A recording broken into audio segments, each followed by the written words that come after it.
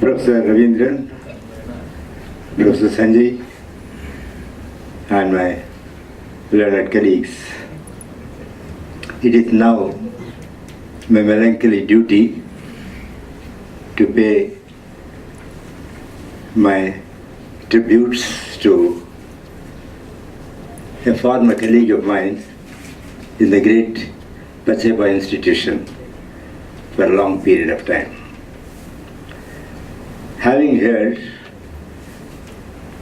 many of his colleagues speak in glorious terms about his academic dedication, love of books and the library,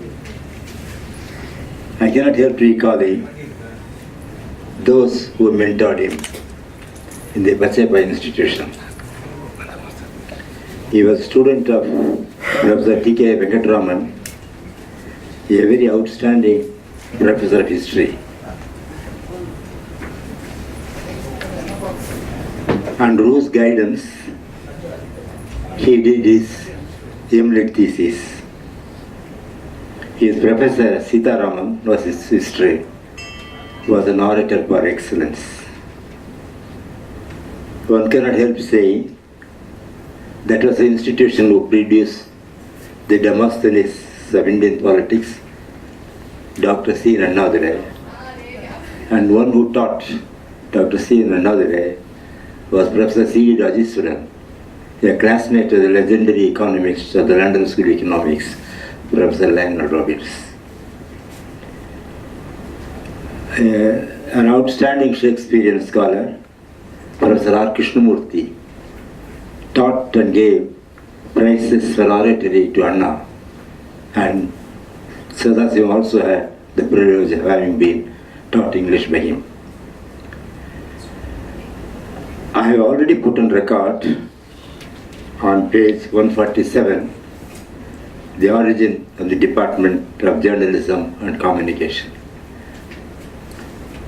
On the date of Indian independence, the Vice Chancellor, Dr. Sir R. Lakshman Samudalia, had already spent 5 years as the Vice Chancellor of Madras University, and he was to stay on for another 22 years, a record unbeaten in the entire history of the Commonwealth of Nations, not only in longevity, but more so in integrity and extraordinary duty that he performed there. Dr. Saryal never claimed either his TA bill or his telephone bill in the entire 27 years. And during the last 9 years of his term, he was persuaded by successive governments to increase his salary, statutory salary of 2,000. He not only refused to do it, but advertised for the post of a professor of English and professor of constitutional law with a salary 1.5 times his own. That was the extraordinary integrity in financial terms of the university. No wonder Sadasivan attempted to emulate, whether he fully succeeded or not, whether any of us succeeded or not, only history can say. But that was a standard impossible to reach and mostly inadequate for anyone to attempt to reach. In 1947, the tradition in England was to treat the subject of journalism not academic but of a trade. The guilds of Britain trained skilled people, and so indeed all the journalists of Britain were trained in their own service there. The faculty of the diploma course in journalism consisted of the topmost persons in the field. The editor-in-Hindu will be invited officially, and the editor-in-Hindu will recommend a person called V.K. Narasimhan, who was a meritorious journalist, who has put on record many works of scholarship. We read a letter to Dinamani, the Sivaraman, another very eminent journalist, who would recommend is Vedagiri. The editor of Mail, of course, was good enough. P.P. Rajan agreed to be a teacher. From 1947 to 1959, my professor, Dr. Ramachandra Balakrishna, a PhD from the London School of Economics, was not only in charge of the Department of Journalism, but he was teaching advertisement and economics of journalism, which subject I continued to teach from 1959 to 1975. In 1969, Dr. Sarrier retired after 27 years of service, and another man of extraordinary reputation as a very talented administrator, director of public instruction, a man known for his integrity and honesty, a man whom Kamaraj called as a person who opened the eyes of the backward classes in terms of education, Padma Shri N.D. Sundarabedi. At that time, there were two brilliant teachers from the Pachepas College, one Dr. C. Ramachandran, slightly elder to Dr. D.Sadasivan, who were recruited to join the Madras University. Most of the faculty members in humanities and also to some extent in physical sciences were drawn from either the Pachepas College or the Presidency College, because these two colleges preceded the establishment of the Madras University by 15 years. 1842-43 were the years in which these colleges were founded, one by the largest Indian philanthropy of the Pachepa charities, the other by the government of the Madras Presidency. Not till 1912 was there any concept of teaching in the Madras University.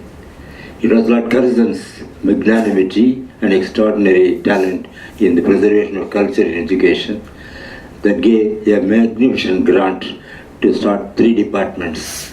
Department of Philology, including Tamil and other languages, Department of Indian History and Economics, and also another department. In 1917, the first professor of Indian economics joined the department, and he was a very, very outstanding mayor of a city in Britain. The then governor of Madras Presidency was a member of the Labour Party, and so was Dr. Gilbert Slater. Gilbert Slater was persuaded to accept the job, and he was the first DSc account of the London School of Economics, founded in 1895.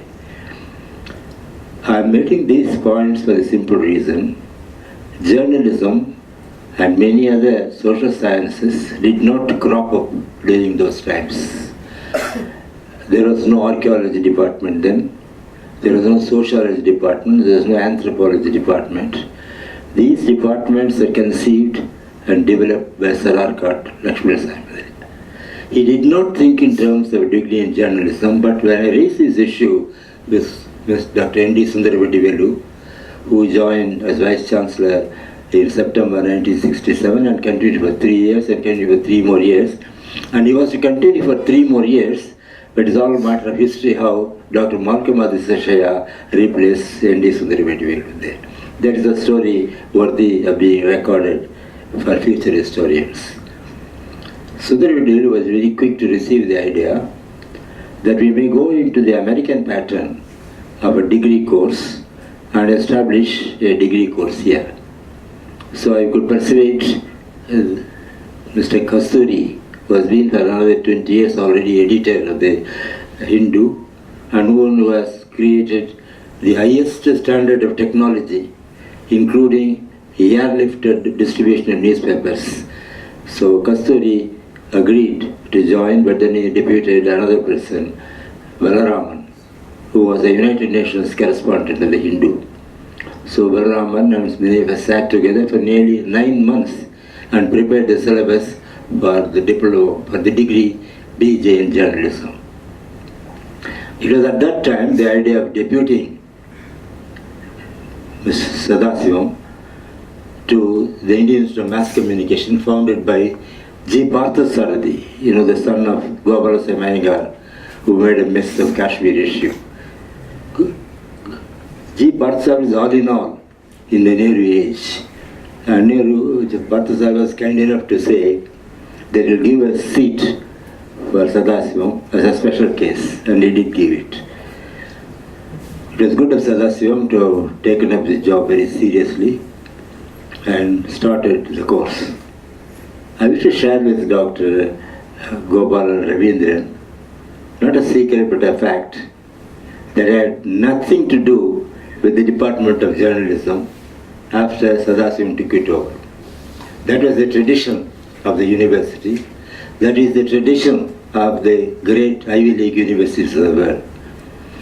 They create the chair of emeritus professor, but the emeritus professor never breathes down the neck of his juniors there. The emeritus professor never enters the department unless the professors invite. The emeritus professors are there for life, but they are dedicated to the subject, not to snatch the examinership, not to pry into the secrets of the department. So, Dr. Gopal Ravindran should be thanked by me today profusely for knowing so much of the Department of Journalism, which I did not know earlier. So authentically given by a very large number of my friends, all whose names I have recorded, Chidambaranathan, Thenappan, Sethuraman, and who else, Govindarajan, and many others. Particularly the Sanjay's 15 years of record should, I think, be elaborated by him and properly copy edited and printed for the purpose of preserving the history of journalism and media teaching. I want to thank again in this context Dr. Ravindran for the simple reason that the word journalism has a history behind it. It has nothing to do with a journal, though in the early means of printed communication was in terms of journal. Journals got into books, and books got into pamphlets, and pamphlets got into so many brief writings there. But even in this digital age, a recorded material, a journal is very important for the simple reason, just as the typewriter is now considered to be superior to the digital age in terms of secrecy. Just as the books and the journals are more authentic than any typescript that can be altered, I have a feeling that the presentation of Sanjay has got three very interesting aspects. Firstly, it is autobiographical, it is very necessary. Secondly, in all universities of the world, inbreeding is considered to be not the in thing for academic advancement. It is to the credit of Adiseshaya, whom I would consider my best friend and also my best enemy, like Periyar was considered by Rajaji as an affectionate enemy. A few words on that. On the day Adiseshaya took over charge from Sundaravedi, which was not expected. What was expected was Sundaravedi will get a second term. What happened was Sundaravedi did not get a third term. But that's a different story. Adiseshaya pats me very affectionately and says, in his own anglicized Tamil, இதனாப்பா தொந்தரவு பிடிச்ச வேலை, என்னை வைசான்ஸ் appoint பண்ணியிருக்காங்க, நீ ஆயிருக்கணும், இது ஆகிப்போச்சு, நான் உனக்கு ஒரு அப்பாயின்மெண்ட் ஆர்டர் கொடுன்னு பாருன்னாங்க. Then he went into English. See, this is an order which UNESCO gives to very rarely to persons. And you will be equal to the Vice Chancellor during my term because you will be member director, not just director, member director of the planning board. And in that capacity, you will have relations with all people, from the Vice Chancellor down to the chaprasi. And you will interact with them and make this university one of the best in the world. In that vision, he was great. Epan was invited by him. That's why I asked Sanjay whether Epan was there at the time. Epan was an old friend of his. And Adiseshaya wanted to make all the departments as good as he could. He was my enemy in one sense because long ago, that was in 1948, when I was the chairman of the Economic Association with job, I will not solve with job, which opportunity either Anna had 17 years earlier. I gave a farewell to my teacher, Dr. B.V. Narayanasamy, the first economic advisor of the Madras Presidency, and told him when he was taking leave, don't forget me, I will pay the college 80 rupees per month. Please give me an opportunity to teach. I have not forgotten that love of my teaching, even to this day, where I am. For the information of Dr. Gopala Ravindran, I am till today lifetime emeritus professor of economics in the Madras University. Now, Adisesha said immediately, you became member director of the planning board. The UNESCO style is, you must have only one job, you shouldn't teach. I was very angry with him. But he said, that's the UNESCO rule. He was a terror. He could be a terror because a person who used to call Indira Peridarisini, namely Indira's Nehru's daughter, when he was at UNESCO and when she had Johns in Paris, they had session as the private secretary of Indira Gandhi.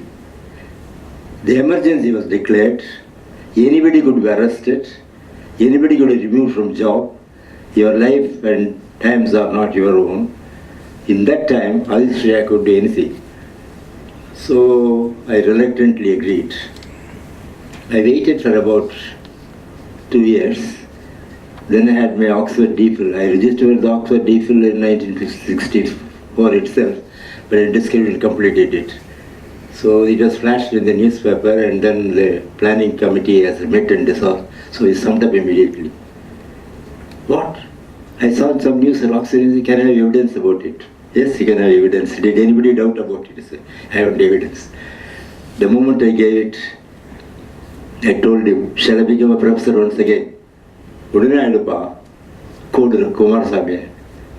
today onwards, Dr. Shanmugasundaram will be a member of the planning board and also professor of Madras University. It was that man who enabled Sadasivam to strengthen the department.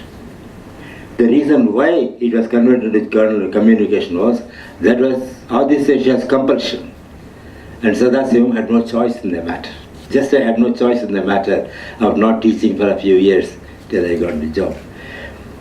I have a feeling that this concept of journalism and communication, which has been given life by Dr. Ravindran, should be strengthened further. And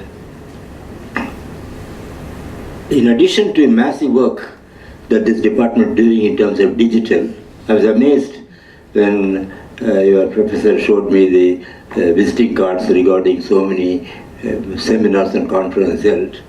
I have a feeling that what with the abuses which Google and Facebook and all the IT, information technology and the like could do in the scientific age, there is no reliability or veracity or truthfulness for the simple reason anything can be photo montage. I can get a photograph of mine and photograph somebody and put it together and make an abuse of it. Nobody can prove it. So I think typewriting should again be a very important training program of the journalism department there. Today, some of the German secret organizations and foreign bodies have started using typewriters again. What you type and keep in a copy is all confidential. What you put in your computer, anybody can read. For instance, your conversation can be heard very easily by our Trump. The technology is so advanced that if he decides to know what I am talking today, he can be hearing it today. Secrecy and veracity are very important points, and many people refer to many of the characteristics of Dr. Sadasivan. I know a lot about him, and this is neither the occasion nor the time to discuss the matter.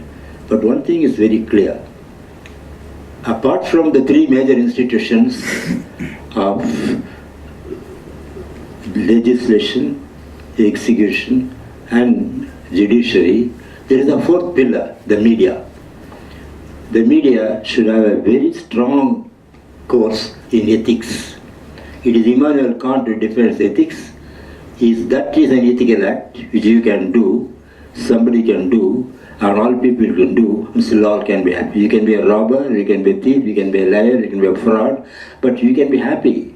Be righteous for a short time, but not righteous for all time.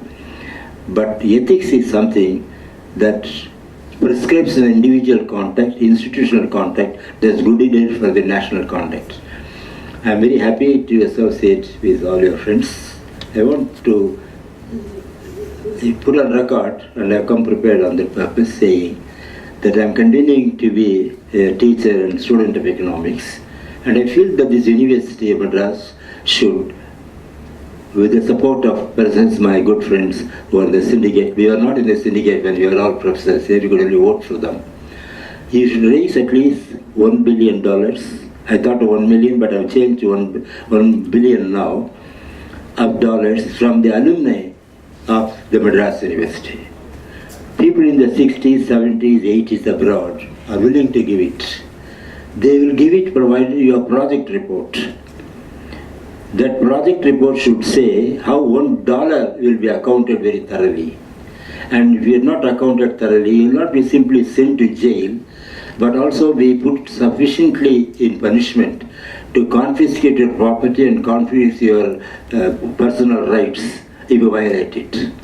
If that particular mechanism is available, I do not see any reason why what the IIT Bombay gets in terms of $1 million, what the IIT Madras wants to get in terms of $1 million, this university should not get in terms of $1 billion. There's one thing.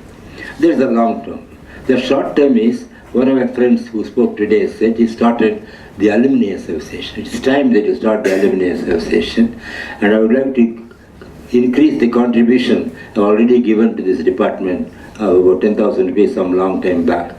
I would push it to about $1 lakh rupees, provided you can have a memorial lecture on the 15th of May of every year in memory of my brother V.D. Samandan. I'll tell you a few words about him. He was the first batch student of the journalism diploma course. He was recruited directly by Dr. R. Balakrishna. He was very good in shorthand, but he had a very unique kind of shorthand, which I and he learnt long ago, namely Grec shorthand. There is an American system. It requires a higher knowledge of English to do the Grec shorthand, whereas Pitman is something you can write in any language of the world. He became the journalist in Southeast Asia.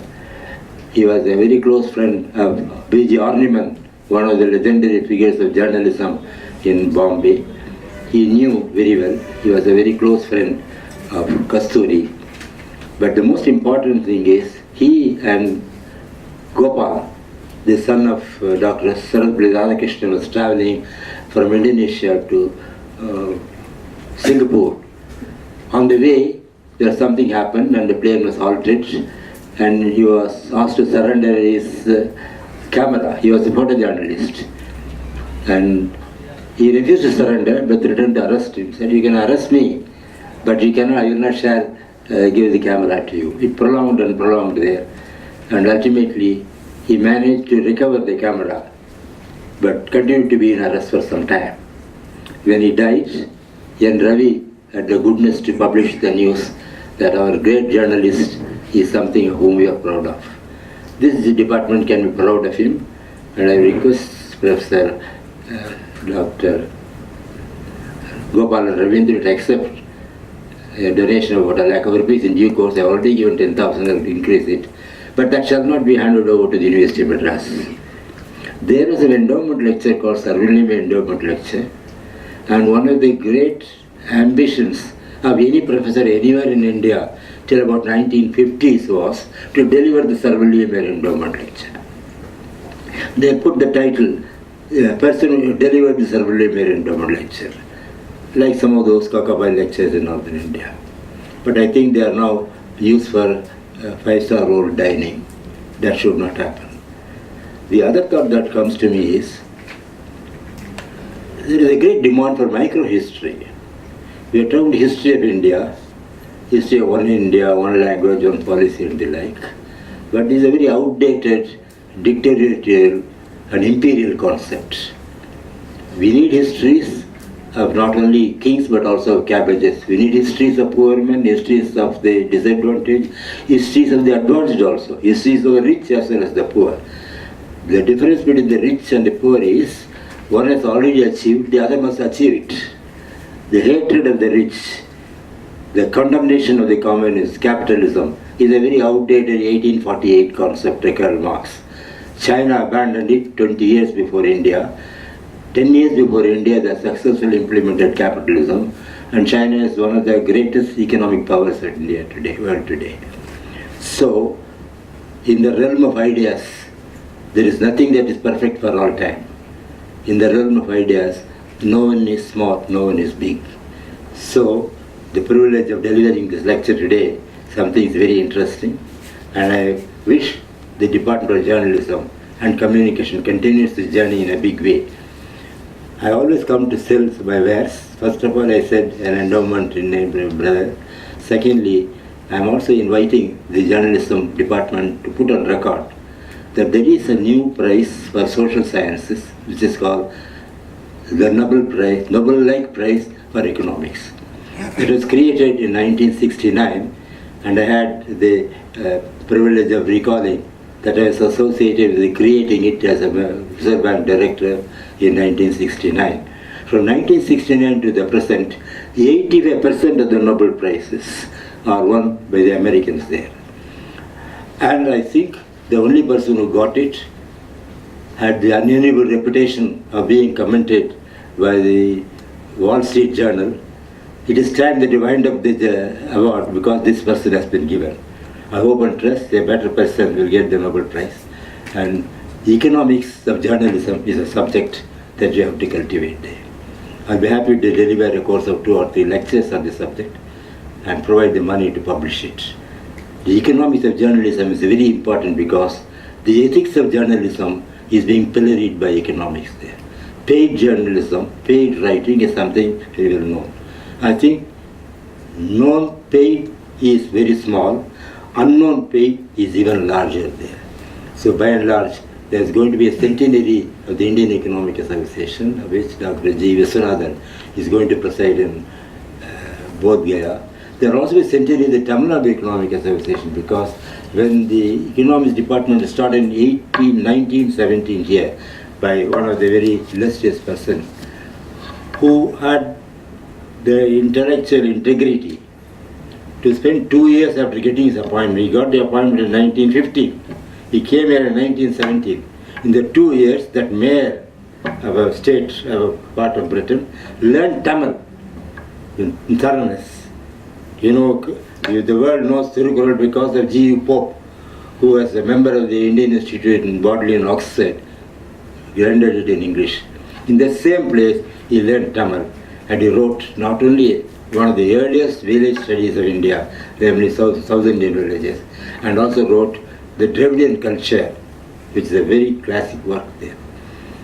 Now, economics is not only about buying and selling, money and wealth, it's also about the total human behavior. So I welcome all of you when you are free to join the centenary of the Tamil Nadu Economic Association, which will be celebrated both in Chennai and also in the Tamil Nadu Agricultural University in the course of this year.